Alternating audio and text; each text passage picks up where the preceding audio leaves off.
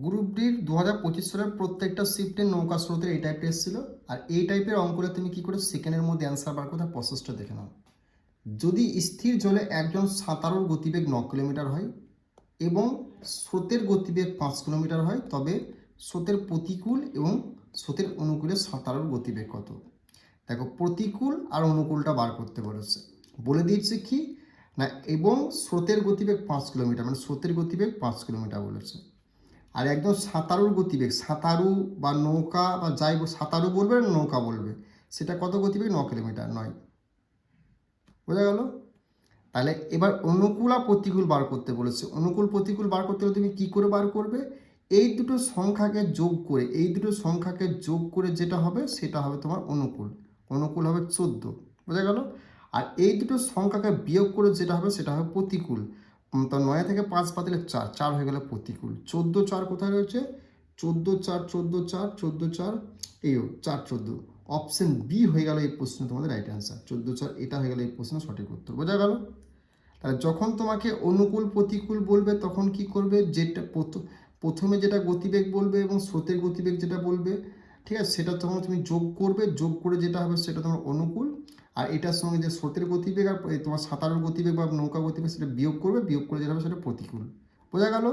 এবার তোমাকে যদি বলে ধরো এই অনুকূল আর প্রতিকূলা দিয়েছে, ধরো অনুকূলটা দিলে 14 কিলোমিটার দিল আর প্রতিকূলটা দিলে হলো 4 কিলোমিটার, তখন তুমি কী করে করবে? তখন এই দুটোকে যোগ করবে, এই দুটোকে যোগ করবে, অনুকূল প্রতিকূল যোগ করবে, যোগ করে কত হচ্ছে 18, 18কে 2 দিয়ে ভাগ করবে 9, সেটা হয়ে যাবে তোমার নৌকার স্রোত, নৌকার গতিবেগ বা বোর্ডের গতিবেগ বা সাঁতারের গতিবেগ। বোঝা গেল?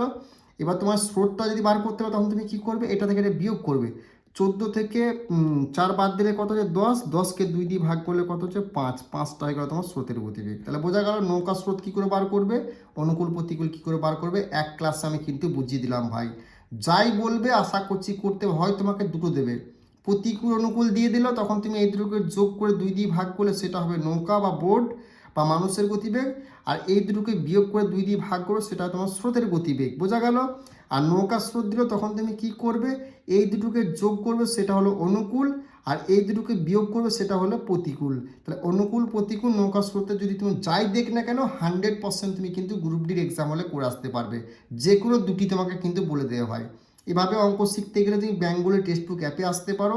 30 থেকে 40খানা সেট করেছি গ্রুপ ডির পরীক্ষাকে লক্ষ্য করে। তুমি এই কদিনে যদি 18 থেকে 20 স্কোর করতে চাও সেই ব্যাচে যুক্ত হতে পারো। এবং WEB panchayat ICDS SSC GD NTPC নতুন ব্যাচ শুরু করেছি, রেলওয়ে SSC ম্যাথ ব্যাচে, তোমরা সেখানে জয়েন করতে পারো। ওকে? আর ক্লাসগুলো ভাই কেমন লাগছে সেটা কিন্তু অবশ্যই তোমরা কমেন্ট করে জানাবে। নেক্সট অঙ্ক, এই টাইপটা তোমার গ্রুপ ডির প্রত্যেকটা শিফট এসে এই টাইপটা ভালো করে দেখে যাও কী করে করবে, শুধু দুটো জিনিস বুঝে যাও। ওকে?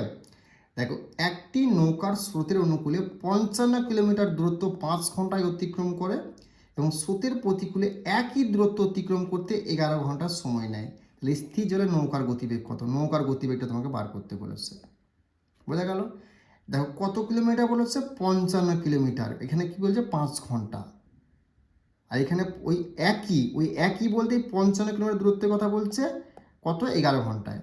যখন তোমাকে কিলোমিটার ঘন্টা দেবে তখন তুমি কী করবে? 5-এর সঙ্গে এই 55কে ভাগ করবে। 5-এর সঙ্গে 55 ভাগ করলে কত হচ্ছে? 5 11 55, মানে অনুকূলটা হয়ে গেল 5 11 55, 11 হয়ে গেল অনুকূল। প্রতিকূল কী হবে? যদি একই হয়, মানে একই মানে 55, তাহলে 55কে যদি 11 দিয়ে ভাগ করে তাহলে 5 11 55, তাহলে এটা প্রতিকূলটা হয়ে গেল কত? প্রতিকূলটা 5। এবার যখন নৌকার বার করবে তখন তোমাকে ভাই কী বলেছি? এই দুটোকে যোগ করবে, এই দুটোকে যোগ করে 2 দিয়ে ভাগ করবে। এই দুটোকে যোগ করে 2 দিয়ে ভাগ করলে কত হচ্ছে? দেখো 11 আর 5 যোগ করে কত? 16, 16কে 2 দিয়ে ভাগ করলে কত হচ্ছে? 8, 8 হয়ে গেল নৌকা, 8। আর স্রোত বার করতে বলে কি বলছি ভাই তোমাকে?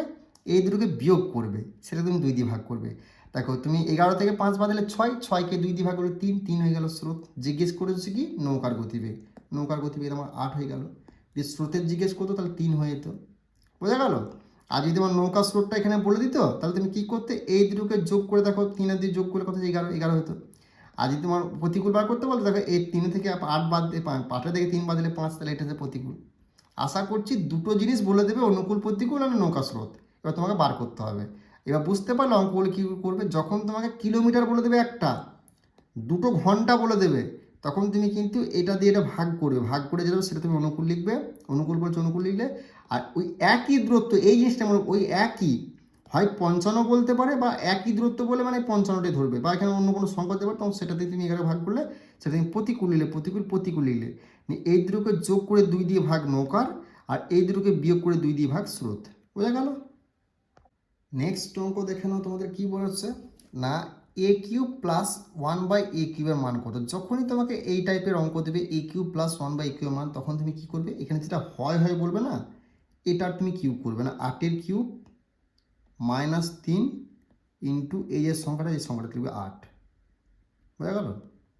এবার তোমাকে 8 কিউব মানে কত, 8 কিউব মানে হচ্ছে তোমার কি 512। এগুলো জানতে হবে কিন্তু, 8 কিউব মানে হচ্ছে 512, মাইনাস দেবে 3 8 কত 24, 512 থেকে 24 বাদ দিলে কত হচ্ছে 488 হয়ে গেল এই প্রশ্নের রাইট অ্যান্সার। আর কিচ্ছু মনে রাখার দরকার নেই, যখনই তোমাকে কিউব বলবে এই যে সংখ্যাটা যেটা কিউব করবে মাইনাস দেবে 3 দেবে, এটার ফর্মুলা 3 ইন্টু দেবে এই যে 8, যে সংখ্যার পর সে সংখ্যাটা লিখলে এটার কিউব মানে কত লিখবে, মাইনাস দেবে, এটা গুণ করে তাকে বিয়োগ করে দেবে, তোমার অ্যান্সার কিন্তু বেরিয়ে যাবে। ওকে, এই টাইপটা কিন্তু 100% তুমি গ্রুপ ডির প্রত্যেকটা সেটা দেখতে পাবে।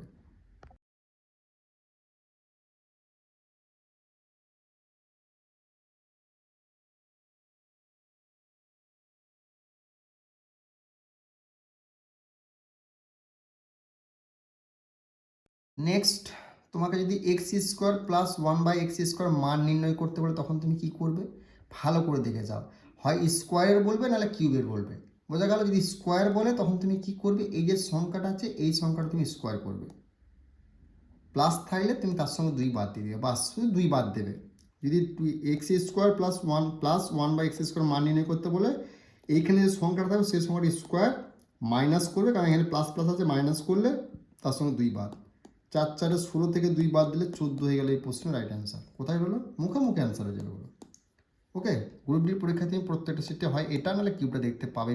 ওকে, নেক্সট অঙ্ক দেখে না, তোমাদের মেড মিডিয়াম থেকে 100% তুমি এই গড় মধ্যমা থেকে অঙ্ক দেখতে পাবে। ভালো করে দেখে না, গড় মধ্যমা থেকে অঙ্ক দিলে তুমি কী করবে, গড় ও মধ্যমার পার্থক্য নির্ণয় উৎপাদক বলে, তখন তুমি কী করবে, এই যে প্রত্যেকটা সংখ্যা আছে প্রত্যেকটা সংখ্যাকে তুমি যোগ করে নেবে। প্রত্যেকটা সংখ্যাকে যোগ করলে কথা হচ্ছে, প্রথমে প্রত্যেকটা সংখ্যাকে যোগ করে তাকে তুমি কী করবে, 1 2 3 4 5 6 7 8 8টা আছে, দেখো এই প্রত্যেকটা সংখ্যাকে যোগ করলে হচ্ছে কত, 75/8। 75/8কে তুমি যদি ভাগ করো, তাহলে তোমার সংখ্যা মানে 75কে যদি 8 দিয়ে ভাগ করা হয়, তুমি অঙ্কটা করে নেবে, এটা হবে 9.375, মানে এটা 8 দিয়ে 75 ভাবে এটা হলো।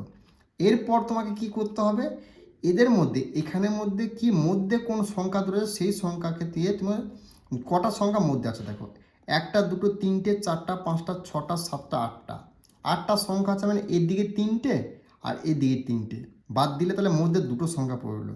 বোঝা গেল? এই দুটো সংখ্যা কত, 6 আর 9, কত রইল মধ্যে সংখ্যা 6 আর 9, এই 6 যোগ 9 করলে দুটো সংখ্যা। বোঝা গেল? তাহলে 15কে যদি 2 দিয়ে ভাগ করে তাহলে কত হচ্ছে 8.5, মানে 8.5। এবার তুমি কি করলে, এই যে সংখ্যাটা আছে 9.375, এটাকে তুমি এই 8.5 এটা বিয়োগ করলে,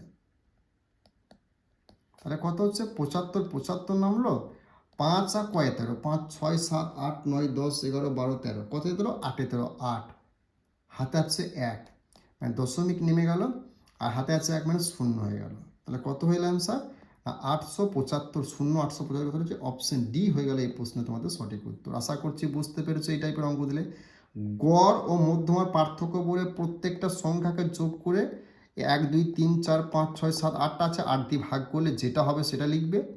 আর দেখবে এখানে মোট কতগুলো সংখ্যা, তাদের মধ্যে সংখ্যা এদিকে 3টে বাদ দিলে, এদিকে 3টে বাদ দিলে মধ্যের সংখ্যা 2টো পড়ে যায়, সেই দুটোকে যোগ করলে, যোগ করে কটা সংখ্যা, দুটো সংখ্যাকে তুমি 2 দিয়ে ভাগ করলে, ভাগ করার পর যেটা হবে সেটাকে তুমি বিয়োগ করে দেবে, তোমার অ্যান্সার বেরিয়ে যাবে। মিড মিডিয়ামে এই টাইপটা তুমি গ্রুপ দিয়ে দেখতে পাবে। ওকে, নেক্সট অঙ্ক দেখে না, লসাগু গসাগু তুমি এই টাইপটা কিন্তু এক্সাম হলে দেখতে পাবে।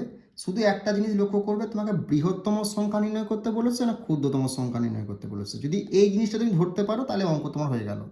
যদি বৃহত্তম জিজ্ঞেস করে তুমি কী করবে, আর ক্ষুদ্রতম জিজ্ঞেস করলে কী করে করবে অপশন দ্বারা, সেটা প্রসেসটা দেখে নাও। আর অঙ্কটা গ্রুপ ডির প্রত্যেকটা শিফটে ভাই দিয়েছিল। দেখো দুটি সংখ্যার গসাগু এবং লসাগু যথাক্রমে 57 এবং 114।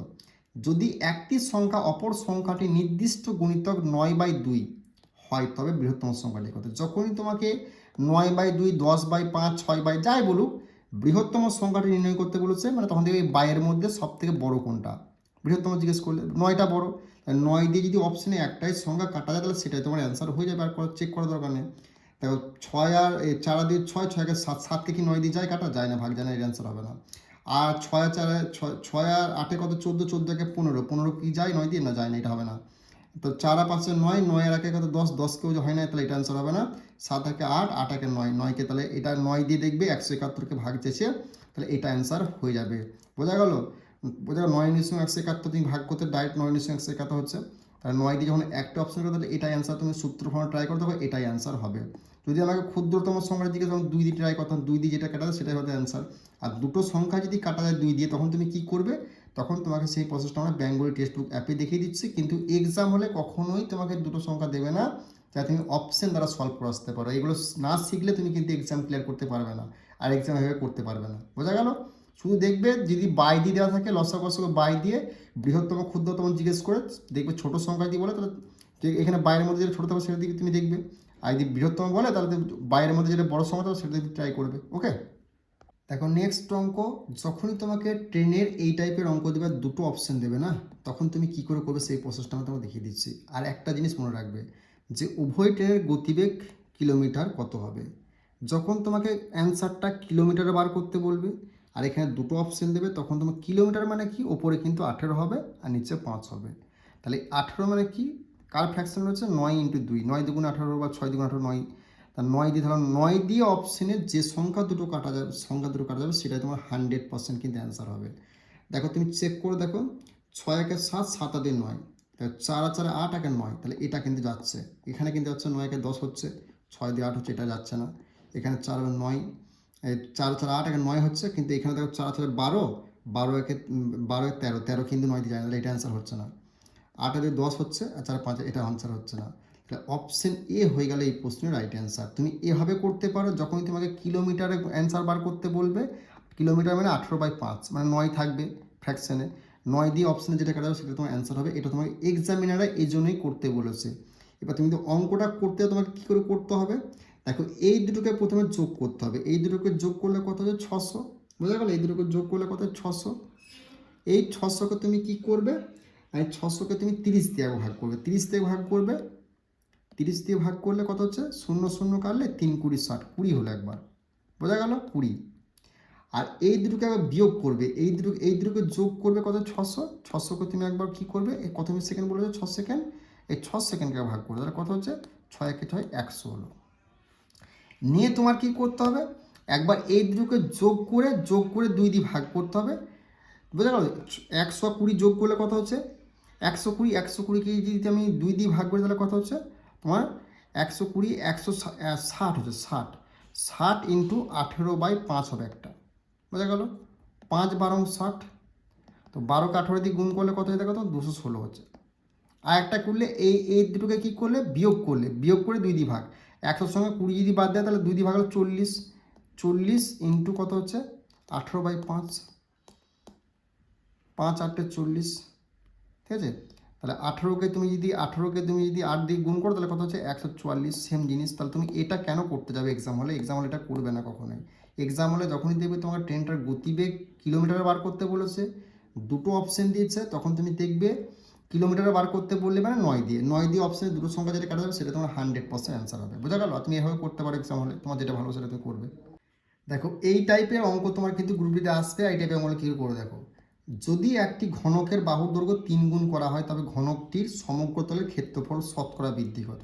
কি বলে শতকরা বৃদ্ধি ক্ষেত্রফলের সমগ্রতলে, তখন তুমি কি করবে, ঘনকের বাহুর দৈর্ঘ্য 3 গুণ বলেছে মানে কি, এটা তুমি দুবার লিখবে, একসঙ্গে 3 গুণ আবার একসঙ্গে 3 গুণ, এর নিচে কত লিখবে, একের সঙ্গে 3টি দিকে গুণ করলে কত হচ্ছে 9, বোঝা গেল? 9 মানে এখানে কত এক্সট্রা হলো, 1 থেকে যদি 9 বাদ দেয় তাহলে 8, এবার শতকরা যখন বলবে তার সঙ্গে তুমি 100 গুণ করে দেবে, বাস হয়ে গেল,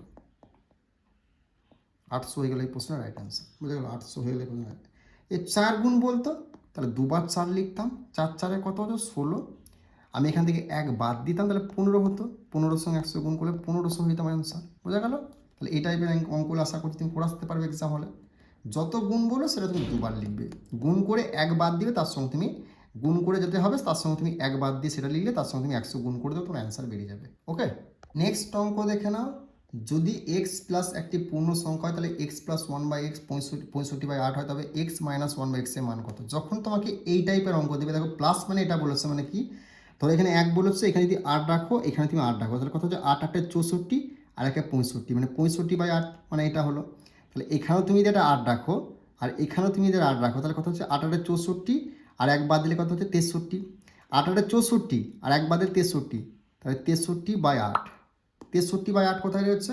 63/8 অপশন বি হয়ে গেল এই প্রশ্নের রাইট অ্যান্সার। আশা করছি বুঝতে পেরেছো। এই টাইপের অঙ্ক হলে যেটা সংখ্যাটা বলবে সেই সংখ্যাটা তুমি আরেকটা এখানে রাখবে।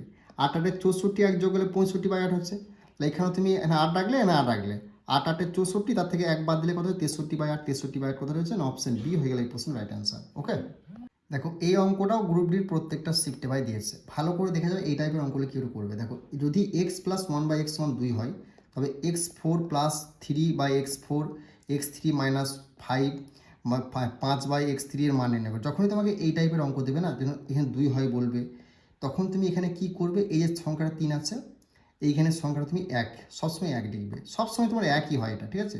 3 1 যোগ করলে কত 4 হলো, আর এখানে তুমি 1 করলে, এখানে 5 5 থেকে বাদ দিলে কত হচ্ছে, তাহলে তোমার 5 থেকে তোমার 1 বাদ দিলে কত হচ্ছে 4, বিয়োগ করে দিলে কত হচ্ছে